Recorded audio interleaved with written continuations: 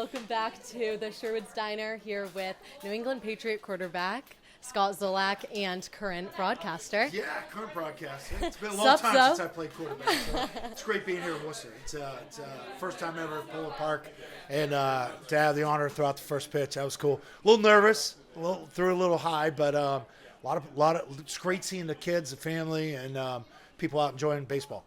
What a memory. What an honor to have your first. It really is. And it's cool being in this diner. I'm a big fan of diners, going around New England, eating with the family. We love breakfast, love lunch, and it's a cool concept how they found us on Route 146, redid it, and made it a part of the park. But it's what Mr. Lucchino and Dr. Charles do so well is sort of incorporating the area and making it fan-friendly.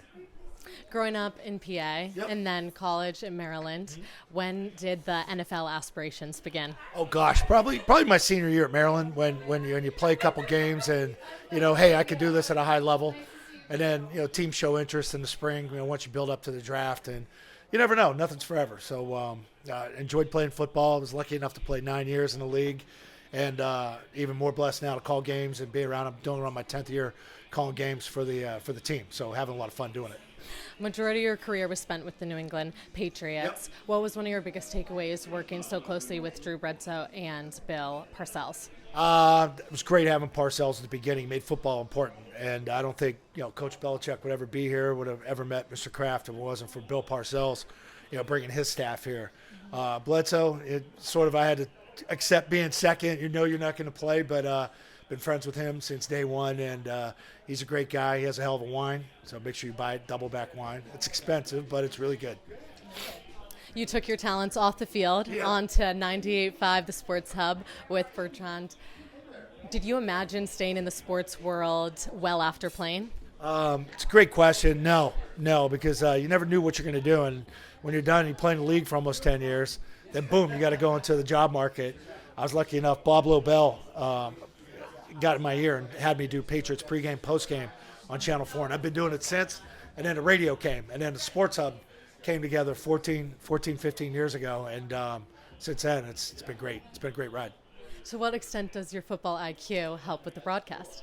That's another good question. We do so much during the day, 4 hours a day doing the radio show, so I have a whole week of prep going into every game. So I'm not a big look at the paper type guy, look at stats. That's Bob Sosi's job. So he sets it as the play-by-play guys, as I was talking to the guys up here in the booth on Nesson. So my build-up throughout the week, I sort of keep it all in my head between the ears, and then just it all comes out naturally on game day. You get dozens of calls. Could you share one wild one from this month? Oh, wild one. We have this woman from South Carolina, Michelle, that calls all the time. Paulie in the truck.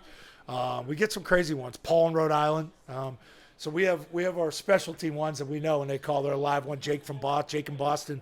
So we have a lot of fun. I actually saw him at Taylor Swift. Spent Friday night with him at Taylor Swift concert. So it was a lot of fun. It's funny seeing the putting the body with the voice. Sometimes you don't ever want to do it. Like Derek in Foxborough, we've never met him, but he's been calling the show for 14 years, and they got that certain delivery, and it makes it a lot of fun when you finally meet him. You've been in New England for a while now. Yeah. How important is this fan base and community? Everything's important, and I think it's important to make the fans feel special. And I think that's one of the cool things about this park here is, you got to have a sense of it's a place you want to go. It's a great setting. Get all the college kids coming in. It's a great price, and just doing radio every day. Like recent stuff with the Celtics. Celtics have their own fan base. Red Sox have their own fan base. Patriots are different. And what's crazy now is the Revolution in their build-up. They're drawing 35,000 plus at the stadium down Foxborough, and it's kind of cool to see something change every season in Boston. Bruins, their disaster of an ending, as good as the year they had. There's always something to talk about here, and that's what makes Boston and New England great. Well, we love having you here. It's good being here. I'll be back again. Thanks for having me. Thanks so much for your time.